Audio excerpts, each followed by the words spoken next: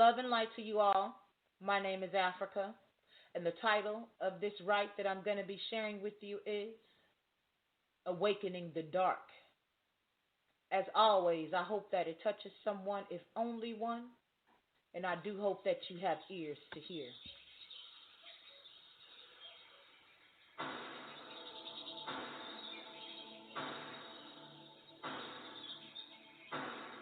I hail from the triple blackness of the cosmos, personified in this flesh that you now behold. My solar origin is from the sun behind the sun. At one time you beheld me not. I am the hidden one. You tarnished my image, took my title, and rocked me to sleep with your spellbinding root works. Did you not consider that I would awaken and identify your face as being my captor? Oh, I am great. Your stolen magic could not restrain my eternal recollection of self for long, only for a time, and then you will be naught. You see, I am the black goddess who was dead, yet is risen, the bringer of a new science. I am the grand mathematician, giving off ether emissions with each thought that I project, with each literary composition. Its content highly flammable, showing great erudition. I speak from the God particle all Nubian women have embedded in them. Yet my model is a limited edition. For I am the enforcer of spiritual petitions, signed in the blood of 1 million ancestors on a mission, and I arrive with in hand my writ of prohibition. I am the scales of justice, the power that resurrects us, Miss Ruach HaKodesh, yes, the one they disguised, hid, and took out the Trinity. Creation can't take place without the feminine energy. You've seen me sitting untouched for eons, deified as the Sphinx. I was that voice in church whispering, this don't make no sense, just think. If you were waiting for something else, then you've been hoodwinked. For I'm the fire-breathing fire, the one they identify with the ancient matriarch. I am the great mother who awakens the dark when I turn on their lights, causing pineals to illuminate, giving vehicles headlights. I create earthquakes where no fault lies. Call me fire, for I am ubiquitous in nature. Better yet, I prefer the nomenclature of birther of the indigo, her highness golden ratio, 1.61 perfect, left hand of the grand architect. I am the Ma and Mason, the Yah and Jason, unraveling these mysteries with an intelligent articulation. I create galactic connections with my encrypted word flowing. And if you kill this flesh, my people will be free, because my ascension and presence amongst the ancestors that are we will genetically spread ancient knowledge like the 100 monkey theory. And they will then know that the earth is my womb, and the darkness of space, the walls of my sarcophagus entombed. The sky will roll away when the lid is removed, and they will rule again when my body is exhumed, being quick and faster than light speed, creating a sonic boom. If they would just use the tools and unearth the jewels that I genetically gave them when I went inside myself and manifested in this realm. Ashe. Thank you.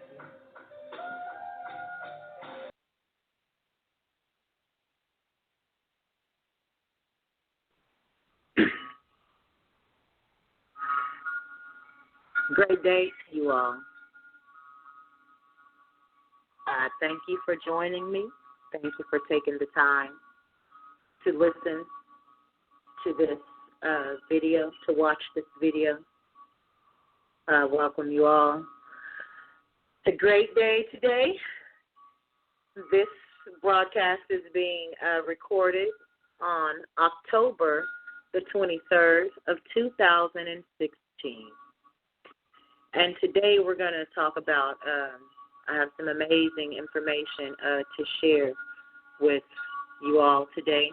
Some of you may have come across it before, the actual subject, but I also have some other information that comes from the confines of my mind, just building on the subject, and different revelations that I got and connections in my contemplation and meditations on the subject matter that we're discussing today. The title of today's show is The Birds and the Bees. The Birds and the Bees. And this is going to be a broadcast about the lost and stolen history of the Afrikan Sibyls, a book by Mama Zogby. I implore all black women, all black people, but all black women specifically, to get this book. You ladies must, you absolutely must get your hands on this book so that you can have this piece of your truth and your history at your fingertips to study and to truly internalize and absorb, because it's valuable information. It's the best story never told. It's the best kept secret. It is that which was whitewashed and removed from our culture. It is that which we longingly search for and yearn for, but we don't even know that this is what we were yearning for. It is a connector to the dots of different things that you may hear on the subject about the black woman being God. It will truly enlighten you and remove a veil from your eyes and allow you to begin to think differently of yourself and of all that you descend from. It will allow you to begin to truly know thyself. It will answer questions that you've had and confirm thoughts that you've contemplated in your alone time with your studies, coming across different things and studying different goddesses and the subject of ancient Comedian culture and science. It will help you begin to identify more with your solar self. And I'm honored to be able to present this information to you guys, as well as share my thoughts and my contemplations and my thought process on certain things pertaining to the subject matter of the Afrikan Sibyls.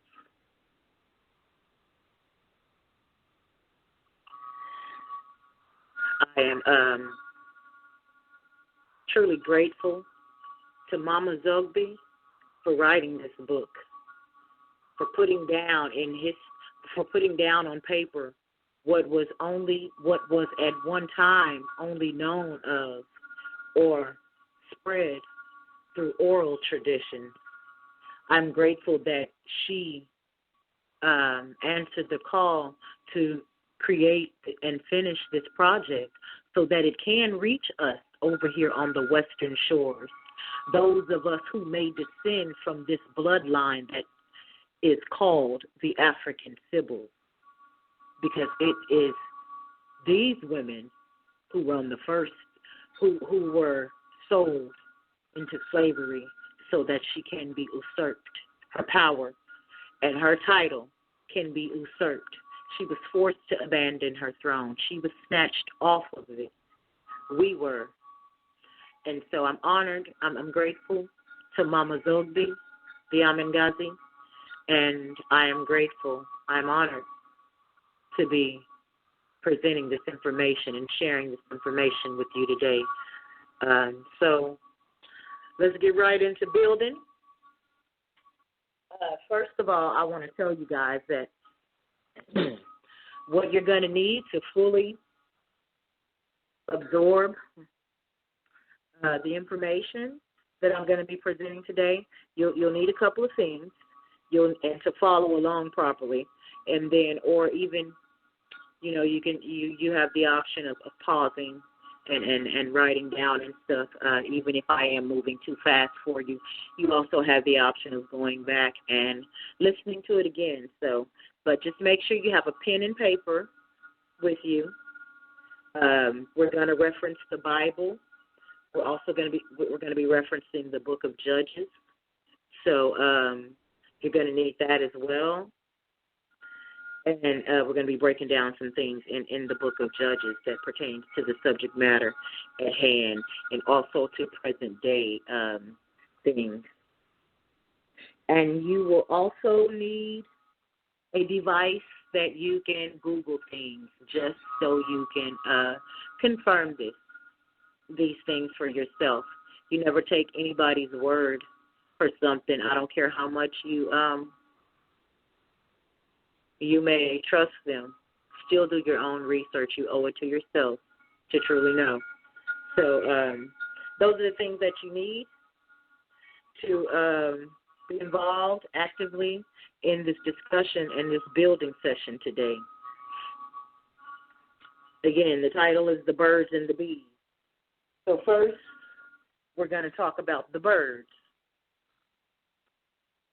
Now, the story of the Afrikan Sibyls, the history of the Afrikan Sibyls is they are the representation and were the representation of what is called the Holy Spirit, the Ruach HaKodesh. In Hebrew is how you say that, and that's significant too. So I want you to write that down. Ruach, R-U-A-C-H. Some of you know about it, know how to spell it. For those who don't, I'm just trying to be thorough. H-A-K-O-D-E-S-H.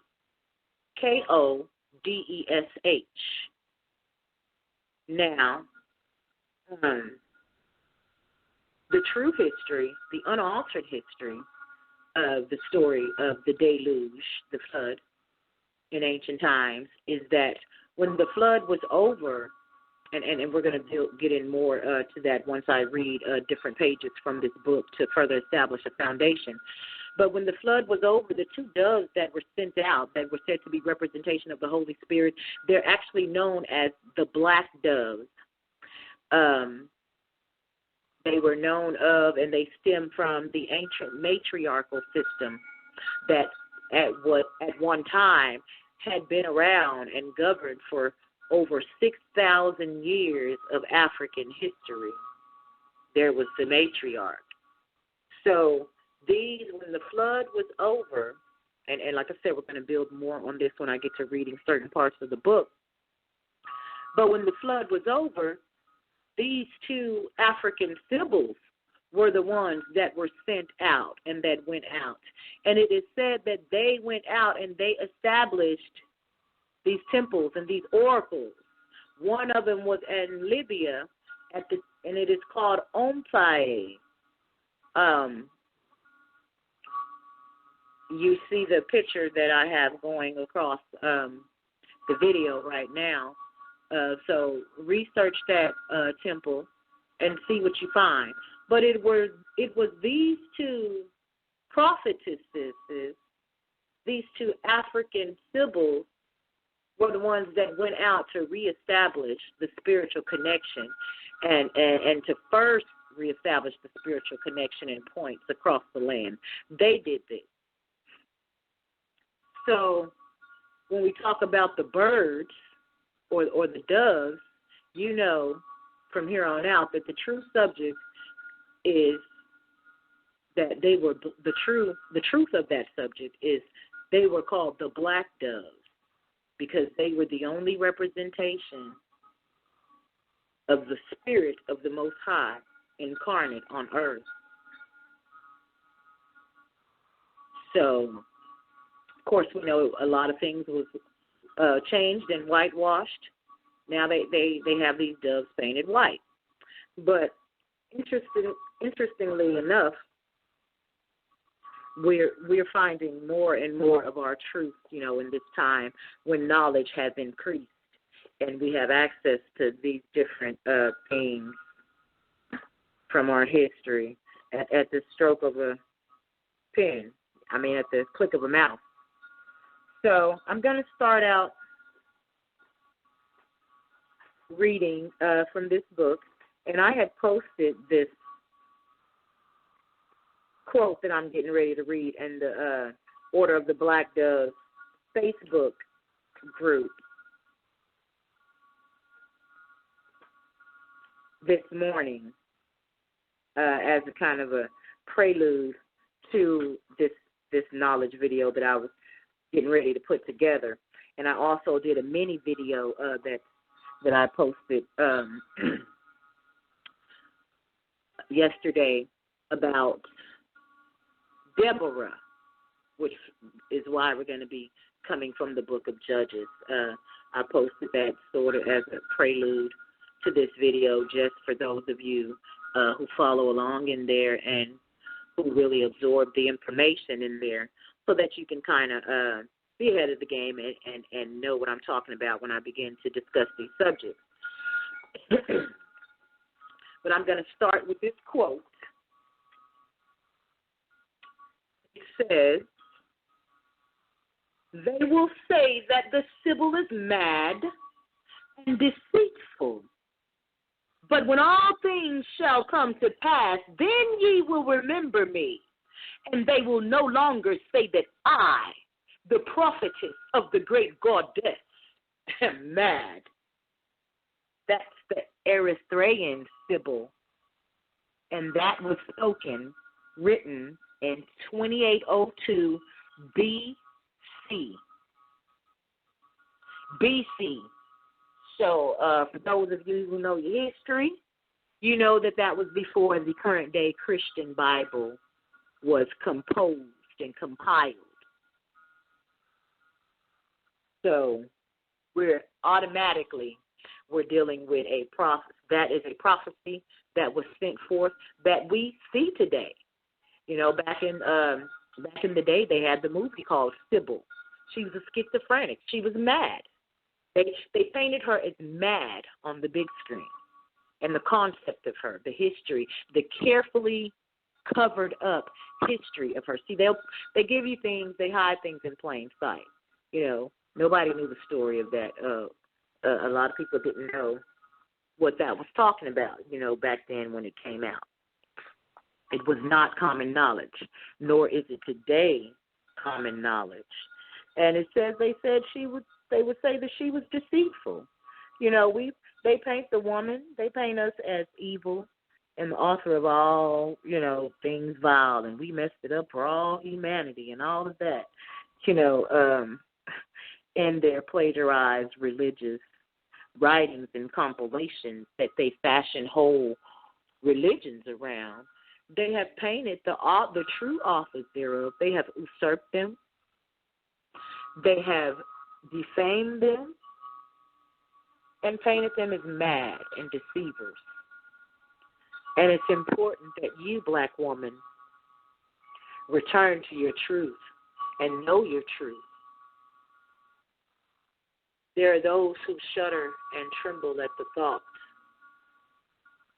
of those of us who descend from this bloodline to come to truly know thyself and walk in that power once more. That is the resurrection of the Christ, or the Christ consciousness, or the activation of the right brain, which is the female brain, which is also known as Christ consciousness. That is the resurrection that is going across the land today. And the finalization of it is for all to know the story of the Afrikan Sibyl. Those of us who are still bound by Christianity and its falsehoods and hold them as sacred, if you hold those books sacred, then you should know that they are plagiarized writings. And if you hold them sacred, then you should be willing to, and you owe yourself to research the true authors thereof and to research the validity of the information that's presented in this video today that you're listening to. And even, you know, when you research, you owe it to yourself to consider that, because these stories have a hold on you for a reason. Yet there are a lot of us that know that a lot of things that they tried to get us to swallowing religion spiritually.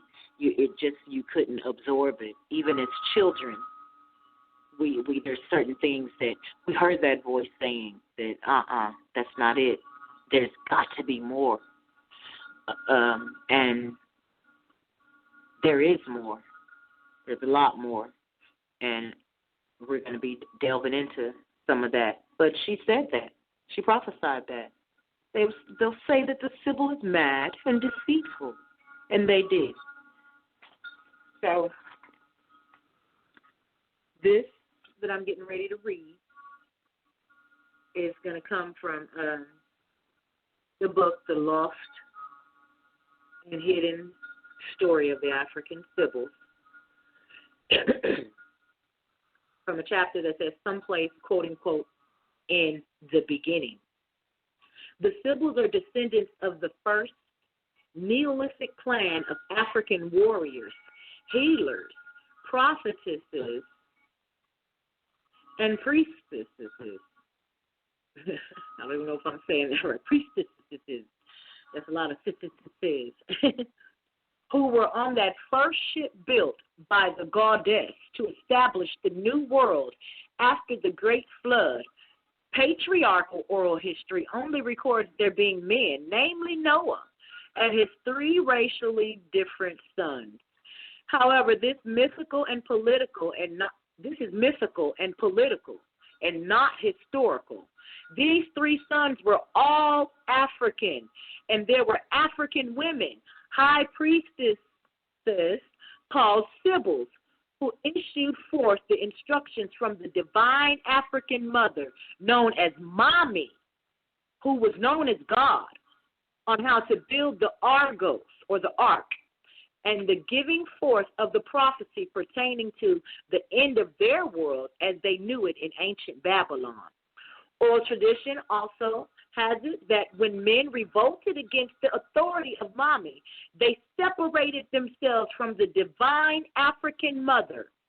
In one Afro-Chaldean, or Reiki, ancient Babylonian account, Mommy is worshipped as the goddess, Aruru Ishtar, Ishtar meaning queen or lady. It's not a proper name, but rather one of their oldest appellations. Mommy is a holy, honorific title denoting great reverence attributed to any African goddess, particularly of the waters. As the Afro-Chaldean account goes, Ishtar, in her inconsolable grief, angered at their rebellion and betrayal of her, prophesied through one of her Sibyls the following fate that would befall her beloved African people. Now, this is where we are right now.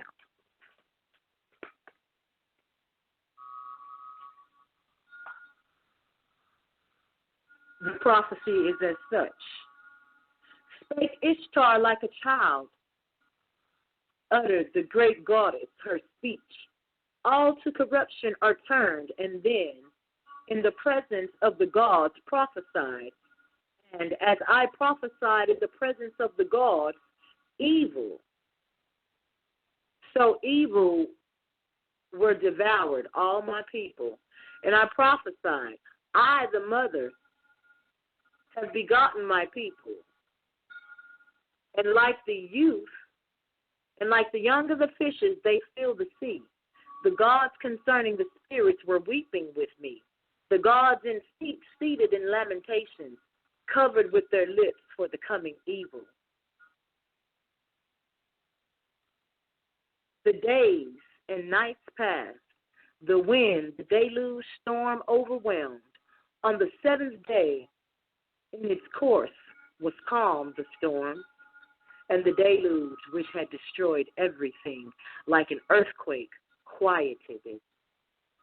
On the 7th day, in the course of it, I sent forth a dove, and it left. I sent the animals forth to the 4 winds, the first prophetess of Mommy.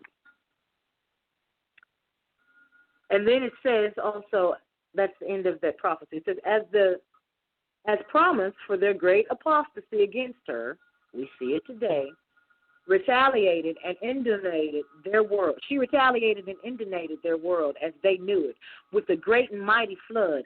However, before doing so, she gathered her devoted and preserved her sacred seed in the blood of the Sibyls, under whose divine guidance she led them and their families, along with the great elder Noah Owens, and his sons into the new world.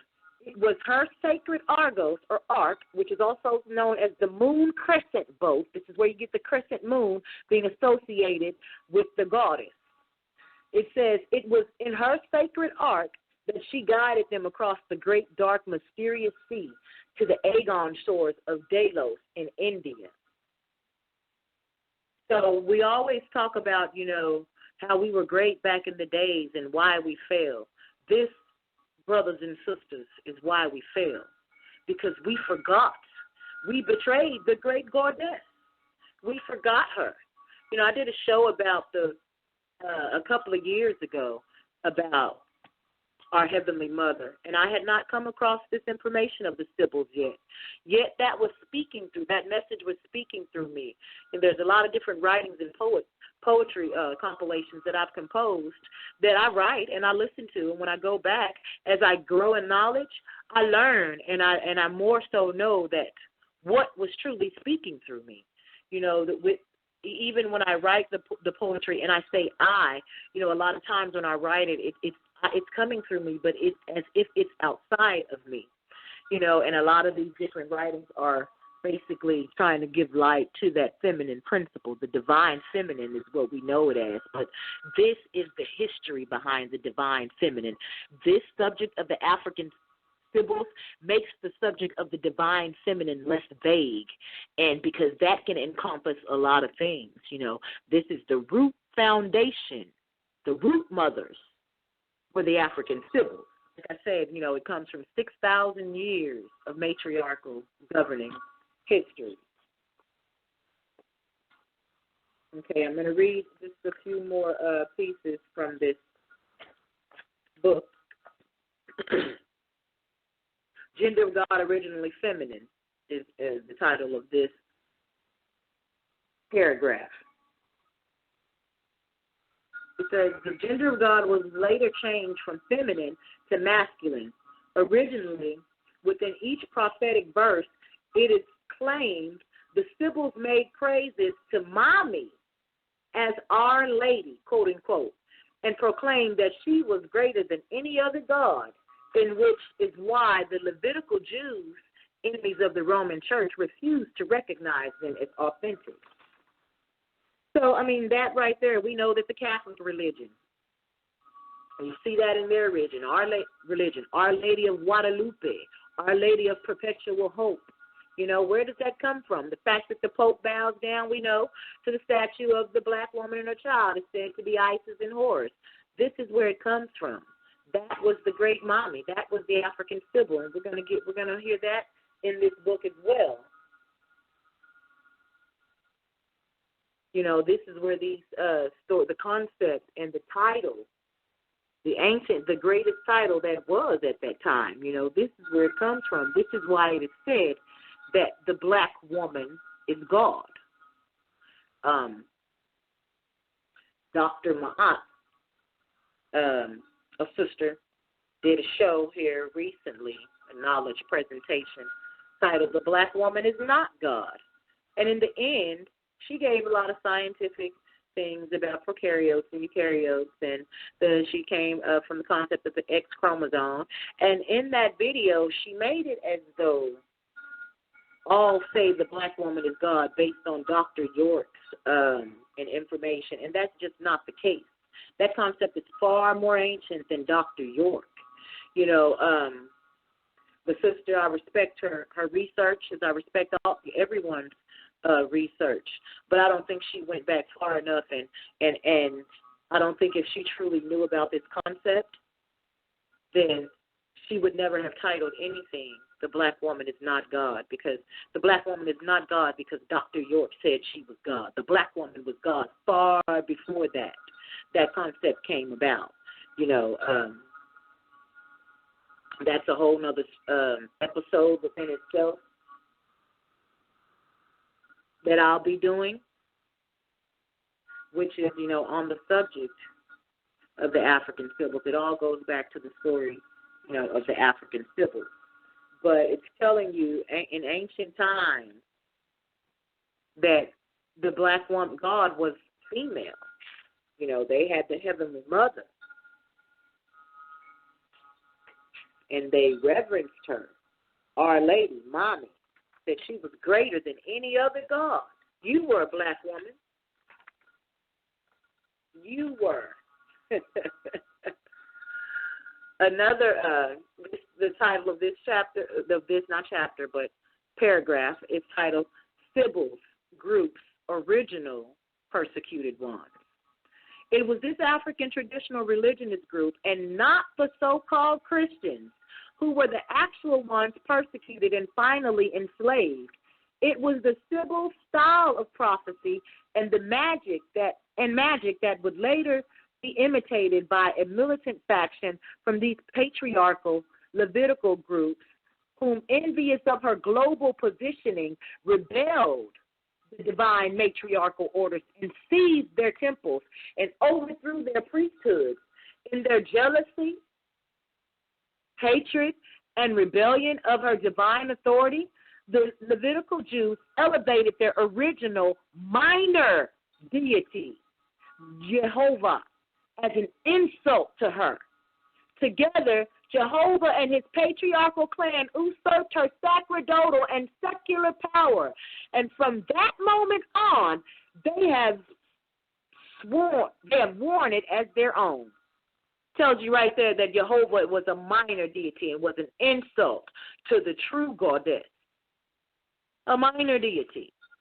But yet we still worship this God, black people, black women, not knowing that this is the root of our oppression. This is why they can oppress us. The only reason why.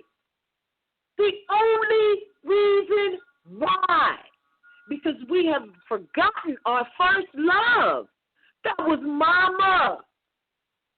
For all you Christian people, your doctrine says that he's coming back for a bride without spot or blemish.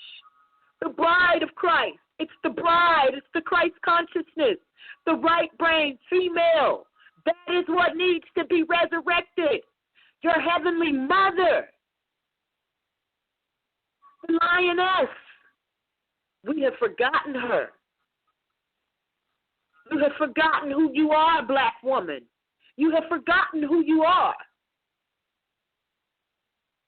You do not govern yourselves as goddesses these days. You do not know the greatness from which you stem. You shame your forefathers and your ancestral lineages from whence you hail. Will you not return and pick up the tools that thou art created of?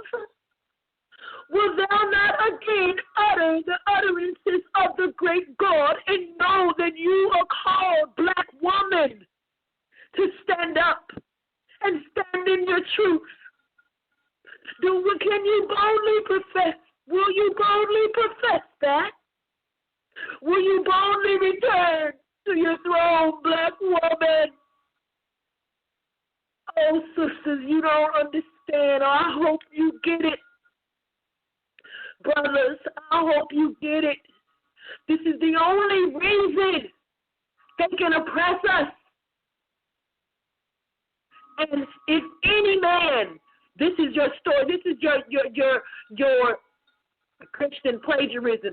If any man come to you and preaches again a different truth, then they are not of the truth. This predates your Christian beliefs and indoctrination. This stems from it. This is the reverse of it. God is not a white man, but a black woman. She was the only divine voice, the prophetess of the great goddess. We need to return to our truth, brothers and sisters. It's the powerful truth. We cannot be defeated. We need to return to the principles of the yoh-nah. Those principles, those voodoo principles that we were founded upon, that we held so sacred, that created this togetherness, that knew of the great goddess, that honored the Afrikan Sibyls.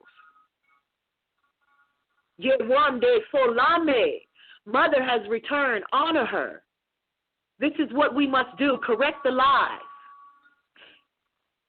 This is what we must do, brothers and sisters.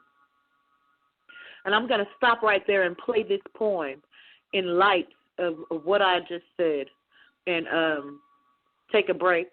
And we're going to come back. I'm going to let you absorb this poem that I wrote a couple of years ago, but like I said, before I even came across this subject. Yet the goddess was speaking through me. The title of this piece is She Speaks. It was written about 2 years ago. We'll return once in a moment. Hetepu all, my name is Africa, and I'm going to be sharing another poem with you guys. The title of this write is She Speaks. As always, I hope that it touches someone, if only one, and I do hope that you have ears to hear. My every action generates the energy of 1,000,000 light bulbs cubed.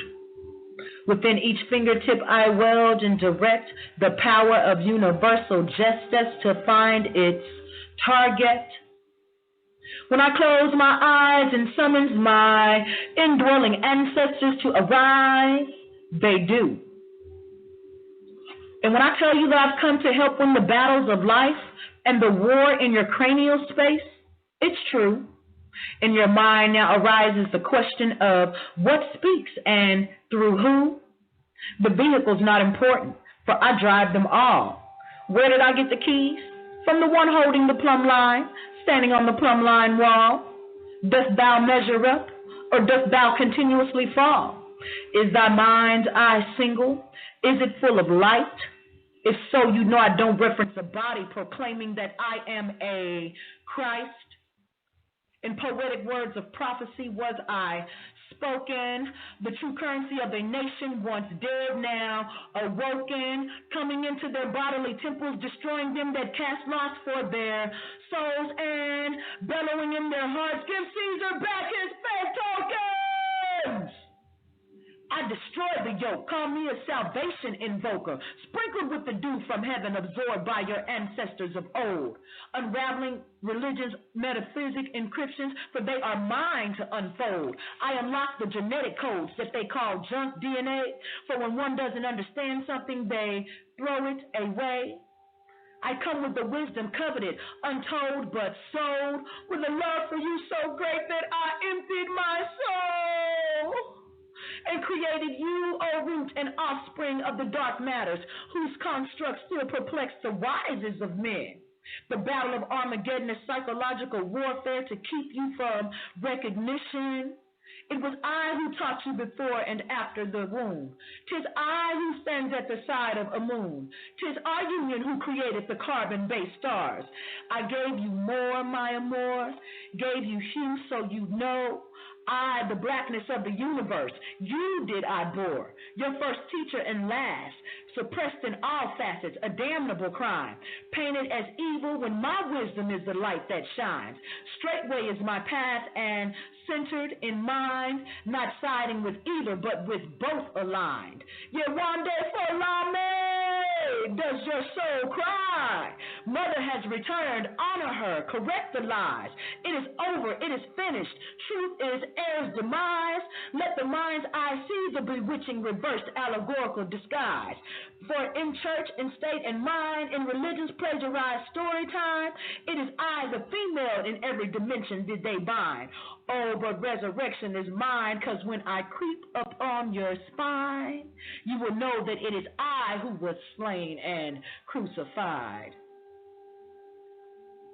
Ashe. Thank you. Welcome back. My name is Mommy Africa. And if you're just joining us, the title of today's show is The Birds and the Bees. I would implore you to go back and listen to the beginning in the archives. We left off with reading from the book The Lost and Hidden Story of the Afrikan Sibyls to gather foundational history and knowledge of the subject. We're going to continue with that. Okay, this section of the book.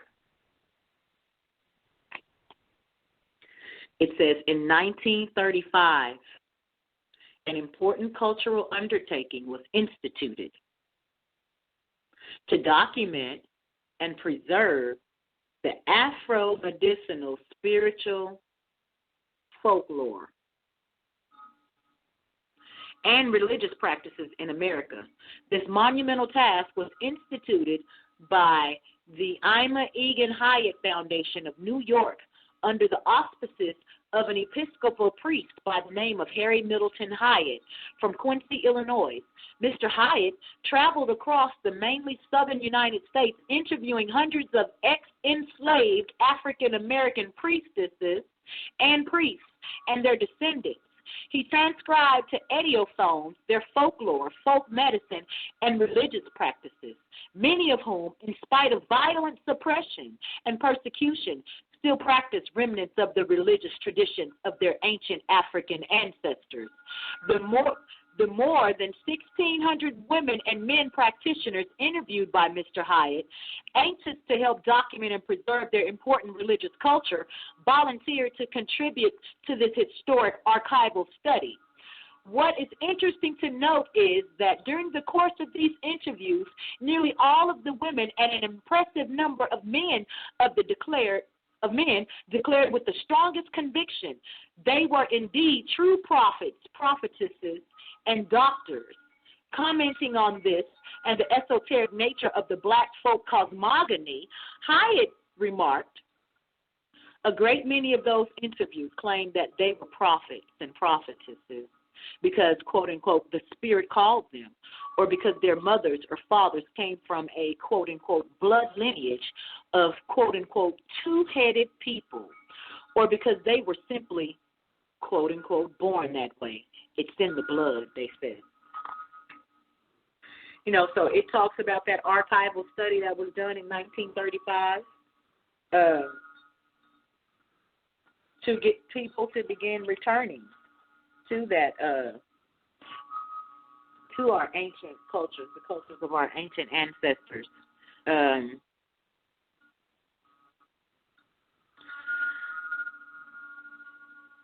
This is what we're missing, brothers and sisters. It says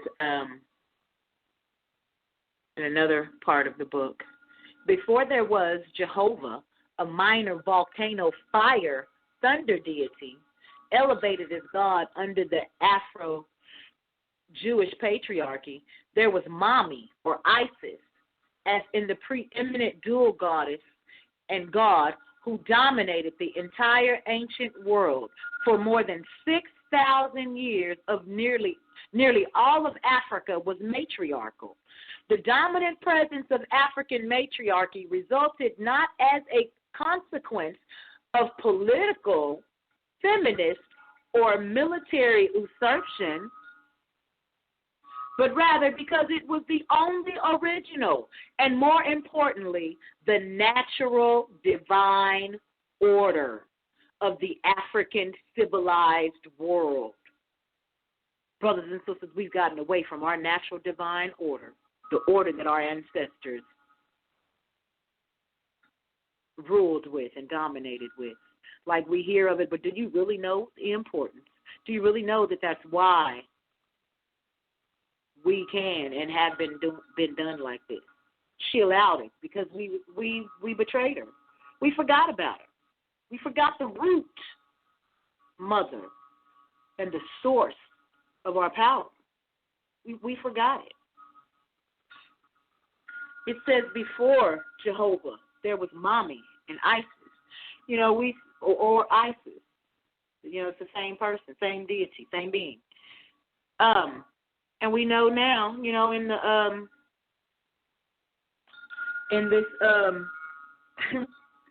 so-called war that we got going on, they talk about how they fighting ISIS. And ISIS is an Arab or whatever. You know, there's a whole language and there's a whole language that goes on amongst those who are quote-unquote in the know, to where you think they're talking one thing and they make you think they're talking about one thing, but it means something totally different.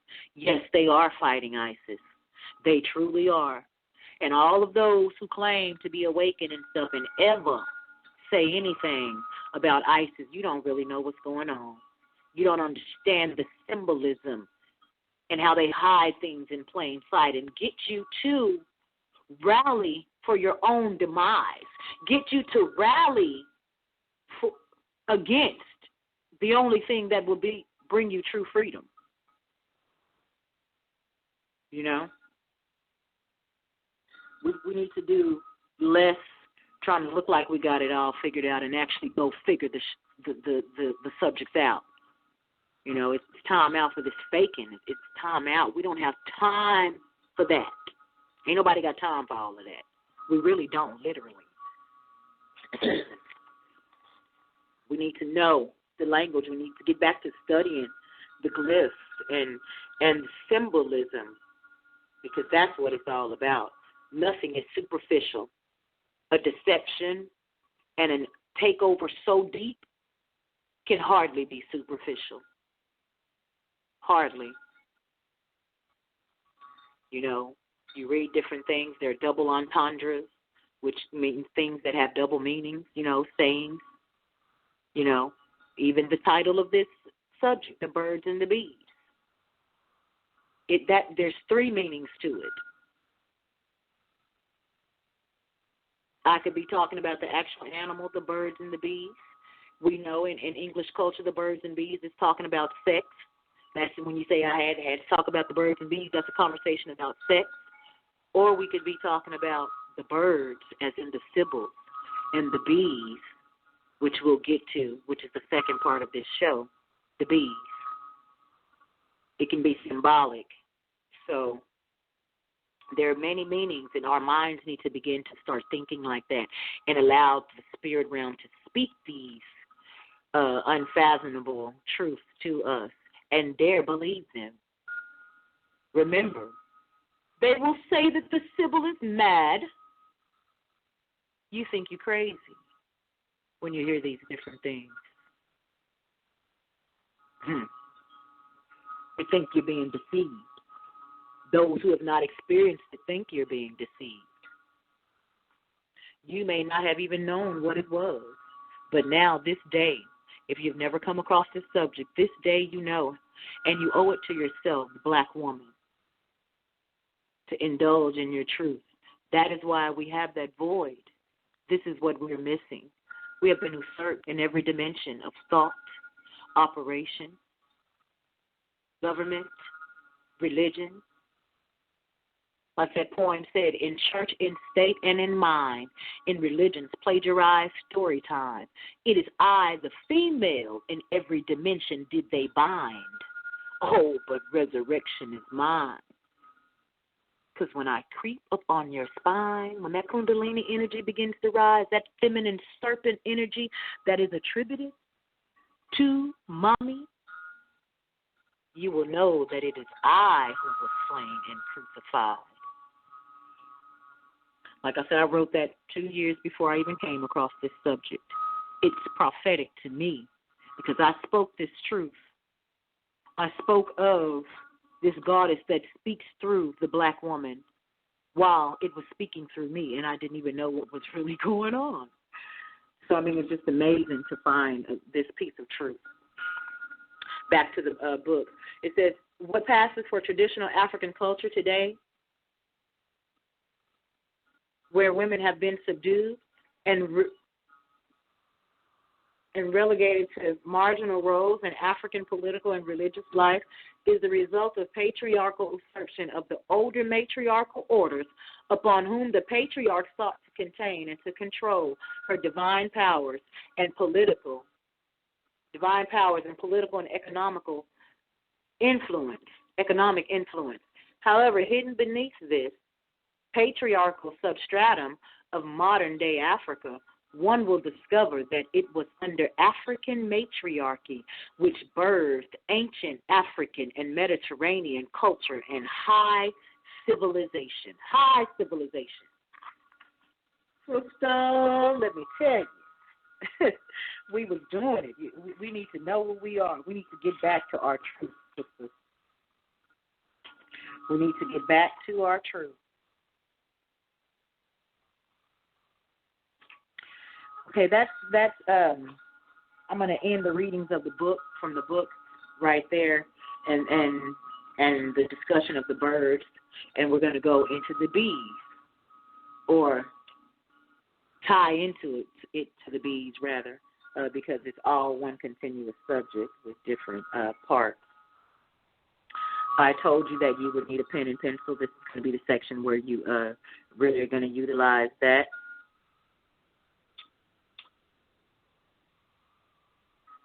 For those of you who may listen to this broadcast from a YouTube or any other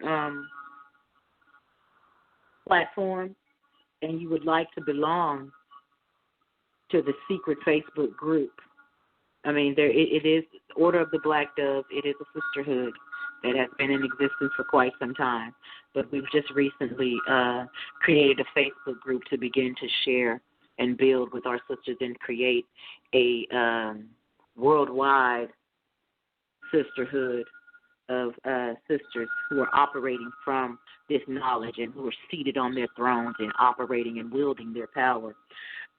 So we are trying to reach out to all sisters across the globe, because this is bigger than us. This is bigger than the circle of women that we are. So if you would like to join that group, you can send me a friend request on Facebook, and then drop me an inbox message and say, hey, you know, blah, blah, blah, blah, I came across the video. I would like to be part of the group. My name on Facebook is yoh-nah shah-khuhr. That's spelled YOH-NAH, and shah-khuhr is SHAH-KHUHR. So find me on Facebook like that. Send me a friend request. Drop me an inbox message, and I'll get you in there, sister. So now we're going to go to the Bible. Not to, of course, promote religion. We know that, because that's the whole subject of this, is where our religion, where these things come from. And in this section of the knowledge, revelation, I have another tool that I'm going to be using, a tool that I use in various different things and that I've been studying for a few years now. It's a book about the ancient Hebrew hieroglyphs and how they connect to the ancient Egyptian or ancient Canaanian hieroglyphs. We know it's Kemet. I just say Egyptian because I try to be all-encompassing, and in dealing with the audience, the demographic of audience that I may be reaching, those who are advanced in knowledge or those who are just babies and just waking up. So the ancient Hebrews got their writing system and communication from the ancient Ethiopians, who in turn got it from the ancient Comedians, their cousins. So when you begin to, we know that lots of preachers and stuff, they'll get out their concordance and tell you, Well, in the Greek, helios, in the Greek, it means, this and that, and in the Hebrew, but we're going to take it a step further. We're going to take it to the ancient Hebrew and then to the ancient Akkadian hieroglyph and show the connection. And by doing that, when I approach a lot of different subject matters in the Bible and just outside of the Bible and just my studies of mystical things and symbolic things, I use it as a reference point. And it has, since I've been doing that, it has always given me a higher revelation and allowed me to unearth the occult meaning of something. So I use that as a tool, and I'm going to be using that today. Now, for those of you who are beginners on this path and who don't even have Christianity as a foundation, I'm going to give you this background. We're going to be, I said we're coming from the book of Judges. We're going to be talking about Judges 4, about the story of Deborah. Deborah was a prophetess. That word right there, that should already have your antennas going. Prophetess. Of course, we know these are stories about our people. If you haven't come across that knowledge, you need to dig deeper and research it and find that out, because as we stated earlier in the different things about the Sibyls, these stories were plagiarized from their writings and changed. So a part of it is ours. We know that in order to give you a lie, it got to be riddled with some type of truth. And this is how one of the ways that I weed out the changes from the truth and from the original to get it back as close to the original that I can. And I get a different revelation and an interpretation from doing so. So Deborah was a prophetess in the Bible. And she was a great woman. She was a great woman of God. Now, if these stories come from the Afrikan Sibyls, who are considered prophetesses,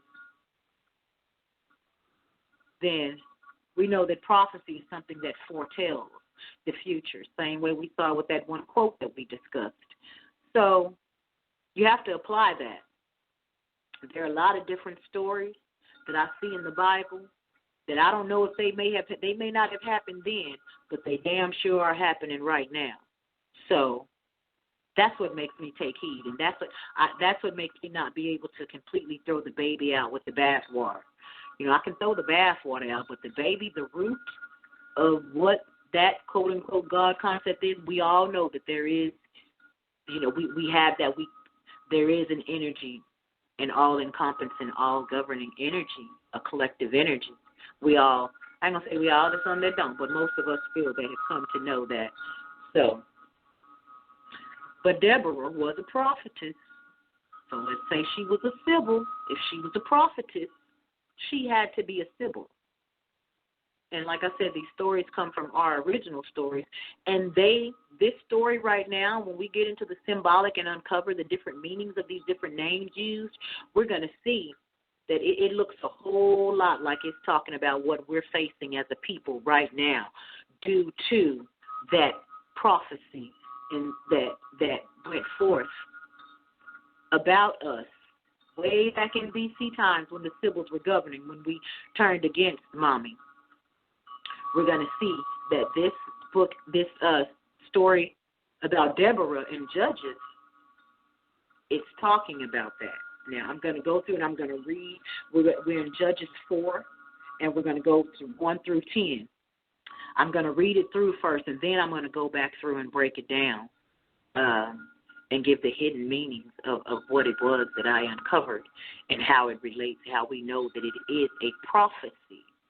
It was talking about a thing yet to come. There is prophecy hidden in the superficial. The superficial, for those that don't know, is something surface level.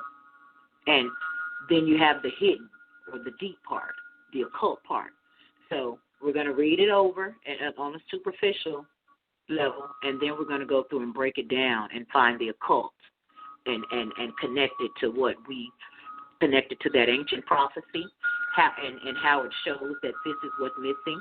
This is what we have to get back to in order to defeat our oppressors and no longer be subject to them. Because this is what they use against us, our science, that they usurped from us, the power that they took from mommy after they sold her into slavery.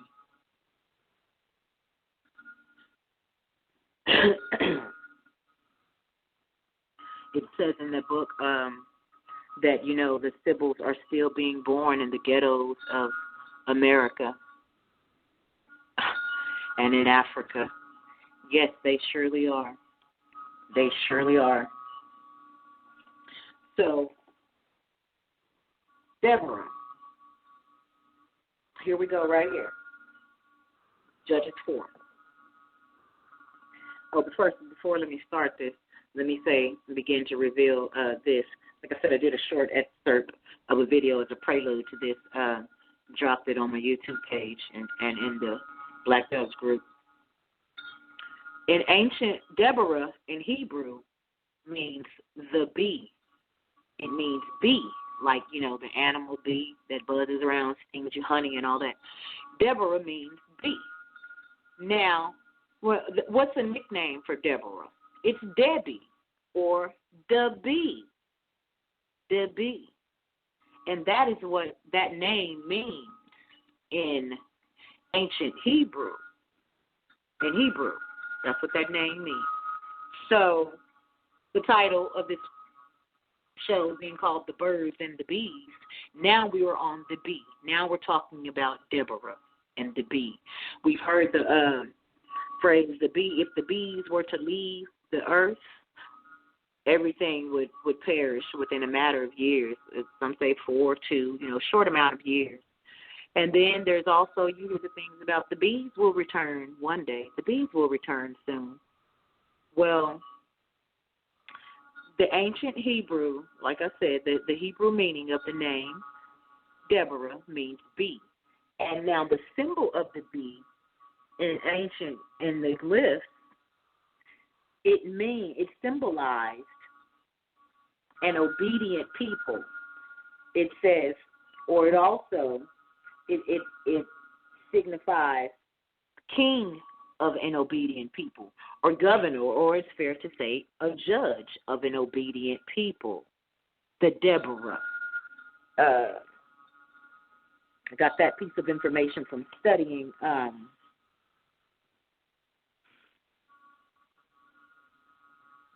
this book for several years. It also says that the bee was a symbol of royalty and of sacred inspiration. Sacred inspiration. Get that. The Sibyl, the voice of God. This is what it's telling you that this woman Deborah was. It says she's a judge, but what it says on the deeper note, when you start looking deeper and breaking it down, it's telling you that she was a Sibyl. She was royalty, and she had divine inspiration, or she heard the voice of God. All by her name, and taking it back to what the glyph means, taking that name back to the etymology of the mere symbol of it from the oldest form of writing, and that's what you have. So that foundation needs to be established. We now know what the bees is, Deborah. Now, the Bible says in Judges 4, and the children of Israel did evil in the sight of the Lord. And the Sibyl tell you before that's why we got cursed. We've still been under this curse because we've yet to return to our first love. So the children of Israel did evil in the sight of the Lord when Ehud was dead. And the Lord sold them into the hand of Jabin, Jabin, write that down. Make sure you write Deborah equals B down. And I'll give you the meaning of Jabin in a minute. And the Lord sold them into the hand of Jabin, king of Canaan, or the Canaanites, that reigned in Hazor, the captain of whose host was Sisera, which dwelt in Harosheth of the Gentiles. And the children of Israel cried out unto the Lord, all caps, Lord, which a lot of people will tell you, like I know it's known in Hawaiian culture and in a lot of cultures, in a lot of occult aspects. When you see all caps Lord, that is talking about the goddess. Research that, and you'll find that to be so. So, and the all caps Lord sold them into the hand of Jabin, king of Canaan, that reigned in Hazor, the captain of whose host was Sisera, which dwelt in Hasheroth of the Gentiles. And the children of Israel cried unto the Lord, for he hath 900 chariots of iron, and 20 years he mightily oppressed the children of Israel. So they were oppressed for 20 years. And Deborah, a prophetess of the wife of Lapidoth, she judged Israel at that time. So she was the judge over Israel at that time, right? And she dwelt under the palm tree of Deborah, between Ramah, Ramah, write that down, and Bethel, Beth-El, in Mount Ephraim, write down Ephraim too, Ephraim, and the children of Israel came up to her for judgment. So they done got sold, they done messed up, keep messing up, can't get right. Can't get right. We know who the children of Israel is. For those who don't know, Israel stands for Isis, Ra, and Elohim. Ra is the sun god. We know who Isis is. We just established that, mommy. You know, the heavenly mother. Ra, and then the Elohim, which is plural. Singular is Eloah, and Elo. Elo is God. Eloah is goddess. In that Nuwapic language, they tell you that when you take it back to the principles of Voodoo, the Loa are called God. So we see the etymology of that. It says, and Deborah, a prophetess of the wife Lapidoth, she judged Israel at that time. And she dwelt under the palm tree of Deborah between Ramah and Bethel in Mount Ephraim. And the children of Israel came up to her for judgment. It says, and she sent and called Barak, B-A-R-A-K, write that down, son of Abinoam, A-B-I-N-O-A-M, out of Kadesh Naphtali, and write down Kadesh Naphtali too, and said unto him, hath not the Lord God of Israel commanded, saying, go and draw toward Mount Tabor, and take with thee 10,000 men of the children of Naphtali and of the children of Zebulun, and I will draw unto thee to the river of Kishon, Sisera, the captain of Jabin's army, with his chariots and his multitude, and I will deliver him into thine hand.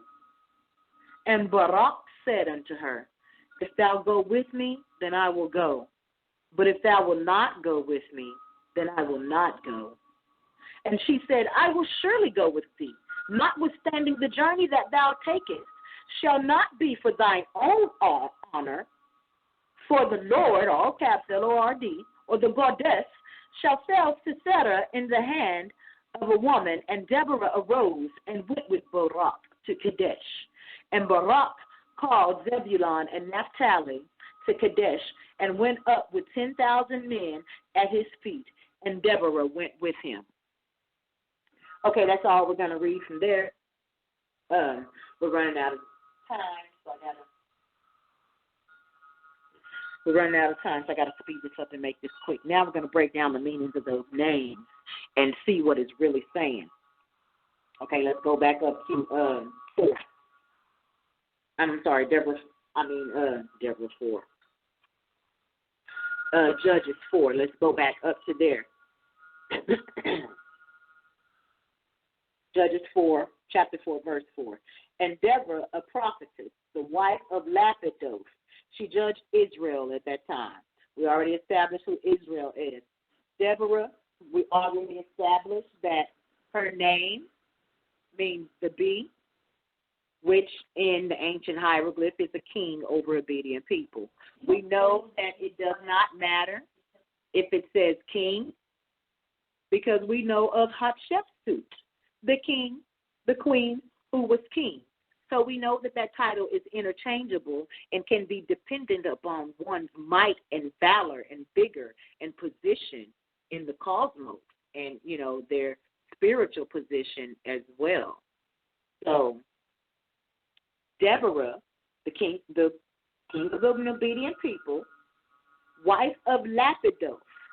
Now, interestingly enough, when you look up the meaning of Lapidoth, Lapidoth, Lapidoth, is another word for torch or the enlightened, or you'll also see it as a lamp, Lapidoth, or fire.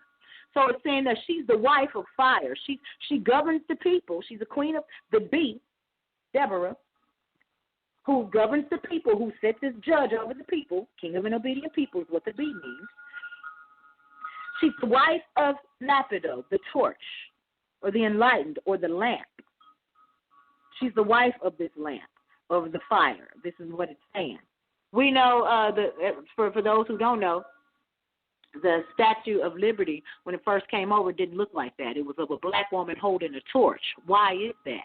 Because it was giving honor and praise to the Afrikan Sibyls, is what it was doing.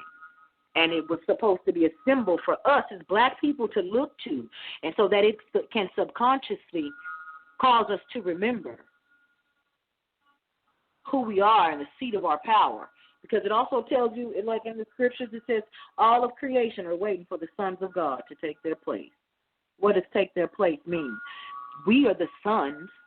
The Sibyls are the sons, not necessarily male, but you will see that when you read the book too. And for those of you who already came across that knowledge, you know about that. You know that son isn't necessarily depicted S-O-N, but S-U-N. So all of creation are waiting for the sons of God to take their place. This thing can only get rectified when we take our place as black women and black people, and then all of creation reverencing the true goddess from which all of these things stem from and were plagiarized from. So to be the king of an obedient people, wife of the torch. So she's the wife of the torch. She is Lady Liberty. She's Lady Liberty, wife of the torch. And it says that she dwelled under the palm tree. She dwelled under the palm tree between Ramah and Bethel in Ephraim. Now Ramah, when you look up Ramah, what that means, it means height or lofty place or a high place. So it's telling you that this queen of the people, that the one that governed, she was a goddess. That's what it says. She dwelled in the high places between the Ramah and Bethel of Ephraim. Bethel means house. Ephraim means double fruitfulness. When you look at that, so it's saying that she was a queen. She was of riches. She dwelled in between the high places of riches. This is where her place was. This is where she sat. This was her stature. This was her place in society, is what they're telling you. All these things are attributed to the bee, this prophetess, this Sibyl, who governed her people, the Israelites, which we know we are those true Israelites. And no, I don't consider myself as a Hebrew Israelite. I've learned from all doctrine. I got all of the truth from them. You know, I've taken truth from all of them, and that's how we must do. You know, that is the symbolic meaning of going and cutting out Osiris up, and Isis going and finding all the pieces and putting them back together and resurrecting the Osiris, resurrecting what is the true God and the goddess. You know, that's the symbolism of that. So this is what we must do. But we know that we are they. We are Isis, the children of Isis, Ra and El, because we know who Ra and El are. And it says, you know, okay, we stopped. And it says, and the children of Israel came up to her for judgment. So they done got sold into slavery. So they going to the prophetess. Like, okay, look, this has been going on for 20 years is what they saying. This has been going on for, you know, a long time, you know, like when this going to end? Can you please inquire of God? You know, can you do something? Judge us. See how we are. So, you know, see, tell us our progress. You know, judge us. Tell us our progress so we can see, you know, if the sentence over or what we got to do to fulfill this sentence. Basically, that's what's going on here in this story. So, and it says, and she sent and called Barak, son of Abinoam, Abinoam. Now, when you look up the name Barak, some of you have come across this information already. Barak, you'll find two meanings, and which really, symbolically, those two meanings, although they may seem opposite, really kind of are the same, depending on the way that you think and the way that your mind connects things in accordance with your perception and life experiences. It depends on what it means to you, how your mind will interpret it, rather. But it says that she sent and called Barak. So she went and got Barak, son of Abinoam. Now, Barak, you either see that it means blessed or it means lightning.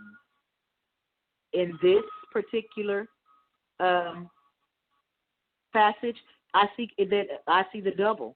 I see that it can mean both, because it can be blessings. It's saying because they went to her for judgment to see what was going on. She called down a blessing from Abinoam. The name of Abinoam, it means my father is pleasant. Father of pleasantness, or my father is delight, is what that means. So it can mean that she asked, use the great God for a blessing for these people. You know, if we're looking at the meaning of Barak like that. Or it could also, it means lightning, too. You see that, too. It could mean the same thing, that because they called for a blessing, she called down fire from heaven. You know, she called down lightning. She called down something that she would be able to use to free them, to help them get from up under the bondages of oppression. Now, like I said, you know, with it being a prophecy, it seems as if, though, you know, we know Barak was president at this time when a lot of these different killings and stuff, although we know they've been going on, but they're more public now because we have the platforms to see them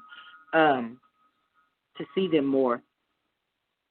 So it says that she called down Barak from Abinoam. Now, those of you, when you write down Abinoam, I told you how to spell it, Abinoam. That actually, when you look at that word, that is actually an anagram. You can unscramble it and spell Obama in, Obamain. I find that rather, we know that there are no such thing as coincidence, only divine appointments. So this is a time where we're talking about the children of Israel being oppressed and being ruled over. And then we have Barak is who she called. She called down Barak, son of Abinoam, which is an anagram of Obama. Stay with me.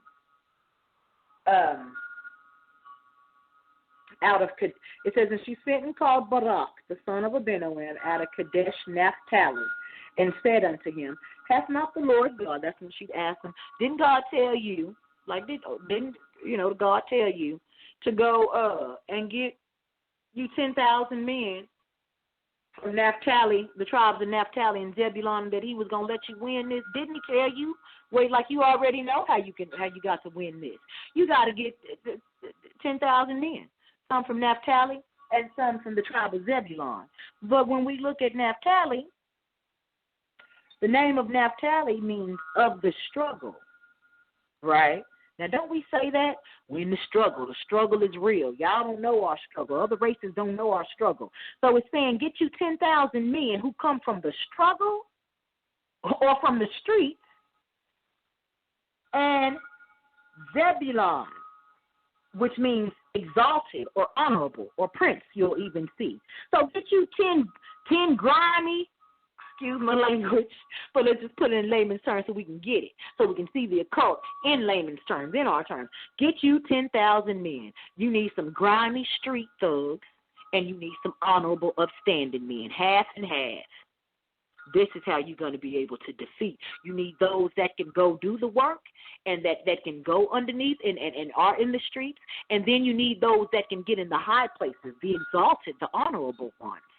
This is a direct blueprint Like if you look at it and apply it to what's going now, it's prophetic because it's talking about the prophetess Deborah, who was the judge. Keep all this together and go back and listen to it and let your mind connect it. Talking about Barack. She called down Barack, son of Abinoam, which is an anagram of Obama.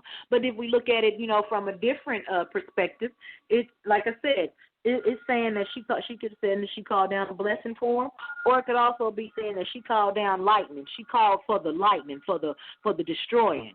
You know how it says, God strike me down? And I said that they seem to be opposite one another because sometimes we say, if I'm lying, may God strike me down, or may God curse me.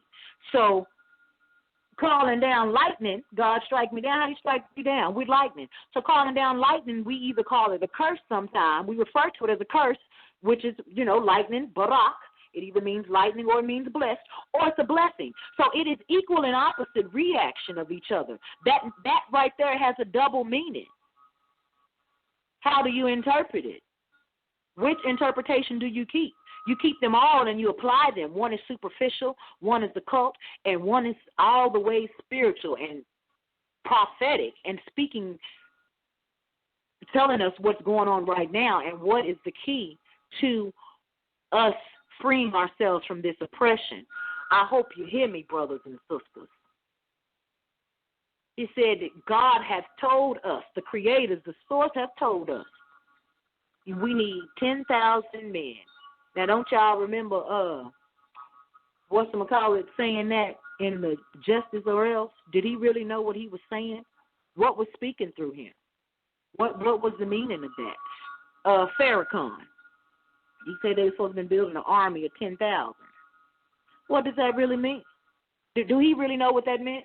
Like, you have to wonder. And so it's saying that, and when it said that, it says, and I will draw unto thee to the river Kishon, Sisera, the captain of Jabin's army, with his chariots and his multitude, and I will deliver him into thine hand. And this is going to be the last concept that I'm going to break down and where I'm going to pick up at tomorrow because I've ran out of time. So this is going to have to be a two-part series because there's a lot of information. And I don't want to shortchange it because there's a lot, so much broken down in this verse. When these 10 verses, when we take it back to the root, that gives us direction for what we're facing today in this battle of Armageddon. It says, Kishon, when it says, and I will draw unto thee the river Kishon, Sisera, the captain of Jabin's army. Now, Kishon is an ancient river. It means that ancient river. Well, we know, like the river, the waters, that's symbolic of knowledge. That's symbolic of being birthed. That's also symbolic of the mother, the mommy, the waters, because we come from the waters. The Mahdi, the marine life, the word marine, it comes from the root Mahdi or Mary, which symbolizes the waters. So the river Kishon is when we see the waters symbolically and spiritually, that's saying that she's saying that the Creator told him, I will draw unto thee the river of Kishon. I'm going to draw the waters to you, Sisera, the captain of Jabin's army. Now look at the name Sisera. When we go to Sisera and what that means, brothers and sisters, this is where it gets even more deep. She's saying, I told you to get 10,000 men. Get you 10,000 thugs, get you some half thugs and half honorable. Then I'm going to give you the river Kishon, Sisera, at the river. I'm drawing you down to Kishon. Say I'm going to draw you to Kishon, and I'm going to give you Sisera, Jabin's army, right? Sisera, that word, when we look at Sisera and take it back in the Hebrew, it's Parash, P-A-R-A-S-H. In the ancient hieroglyph, Parash, or a horse. Now, and in the ancient hieroglyphs, the symbol of the horse it stood for intelligence. And then you'll also see you'll find somewhere where it says servant of Ra is what Sisera means. But you'll also see I found to believe more truth and to be more applicable the horse, because when you take that back to the Hebrew, it says it means intelligent. It's denoting intelligence. And you'll also find it says something about swallows. Now, when you look at the animal, the swallow in the hieroglyphs, it says that stands for the inheritance of your ancestors, because it says that when a swallow dies, it rolls itself up in a nest for its young. So it's saying that if I would draw you down to let's replace the meaning of those names into what it's really saying on the hidden, and opposed to the glyphs of the symbolism that the etymology of these words take you back to. It says, and I will draw unto them, and I will draw thee to the river of intelligence, that is the inheritance of your ancestors, the captain of Jabin's army.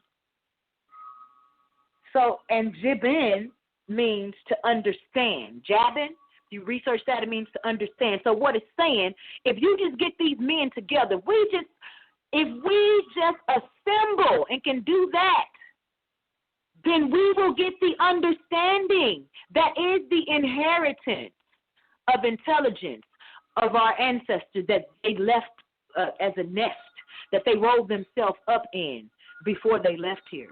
We will get the understanding of that, and we will be able to defeat and rise above this oppression. And I'm going to stop right there, brothers and sisters, for today, because like I said, there's so much in this, and I don't want to shortchange you. The next episode of the part 2 of the Birds and Bees is going to be following shortly thereafter. I'll be recording that tomorrow and comprising the video and having that available tomorrow. But it gets deeper from here, brothers and sisters, and I implore you to listen to this again and truly see what it is and know what it is that I'm presenting to you. Like I said, the birds and the bees, they do go together in every aspect, even in the hieroglyphs down to these stories of Deborah, the bird, whose name means the bee. I thank you for joining. It's my privilege to be able to present this knowledge and share this knowledge with you guys. I hope that it has awakened and enlightened you to something that you did not previously know. I hope that you learned something. I hope that you internalize it. I hope that you keep it in the forefront of your mind. And I will end with a portion of this poem. Love you all.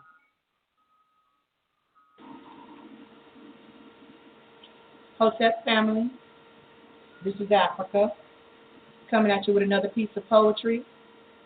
And the title of this right is Necromancy. As always, I hope it touches someone, if only one, and I do hope you have ears to hear. Emperors, kings, empresses, and queens, to your soul I direct this call. Open each sarcophagus, awaken them all. Revolution has required you to live again, O sleeping God, so that destitute lives can be no more. I'm screaming, Lazarus, come forth from south, west, east, and north. Shake those mummy clothes, transform back into pharaohs. While justice begins to slay those that prey upon the weak. They won the battle, but this is war, and vengeance is ours, and it's sweet. And the Pope need not bow to a statue anymore, and current rulers shall cease to employ their minions to destroy any nation's liberty. Our onward moving triangulation plotted him land, sky, and sea. And never shall we retreat, recruiting the meeks, the geeks, the sheets, the freaks, and those that reek of the pure righteousness they seek. Such shall we tweak mentally, resurrect inner royalty, establish loyalty, and beat the SHIT out of the oppressors that be. For they have yet to feel the wrath of Mother Nature, and she's mean. And they ain't seen jihad till it's waged by a virtuous queen. Ashe. Thank you, family. Okay.